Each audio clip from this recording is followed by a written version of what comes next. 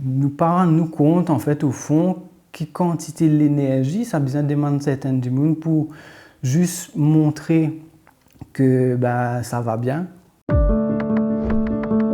Souvent, nous avons tendance à associer le handicap à un handicap physique. Un handicap invisible, c'est tout simplement un handicap qui n'est pas capable de trouver. Il est couvert un ensemble de difficultés, tant au niveau de maladie ou bien de troubles, parfois du développement, du neurodéveloppement. Ça veut dire, normalement, c'est entre 0 à 18 ans à peu près, que le cerveau est capable d'avoir un dysfonctionnement au niveau de ce développement-là.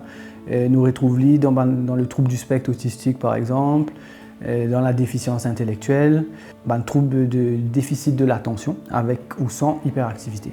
Après, nous avons aussi tout ce qui concerne le trouble de la santé mentale en général. Donc, il y a du monde qui gagne un trouble de l'anxiété, de la dépression. Donc, tout ça, c'est un trouble qui nous pas capable de trouver au quotidien. Parfois, une maladie chronique, le cancer par exemple, ça met la personne dans une condition quand même assez handicapante et qui n'est pas au courant, ne pas trouver. Une difficulté qui est du monde capable de rencontrer dans le quotidien, au travail ou à l'école même pour les enfants. On a souvent tendance à dire pas comprendre en fait qui manière ça du monde peut réagir, qui fait peut réagir comme ça, parce qu'il ne peut pas les montrer que justement à l'intérieur il y a beaucoup de souffrance. Il y a beaucoup de tabous effectivement autour de cette question de handicap invisible. Beaucoup de méconnaissances. Bien souvent dans les troubles de la santé mentale, c'est un diagnostic qui met un certain temps. Quand on dit mental, du monde fait référence tout de suite à Brown c'est quoi. Donc nous sommes capables de passer par un épisode, une phase dépressive.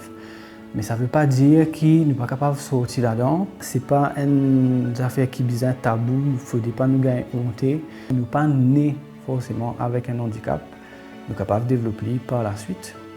L'exemple simple, c'est un accident qui est capable d'engendrer un handicap par la suite, que ce soit physique ou sensoriel ou psychologique.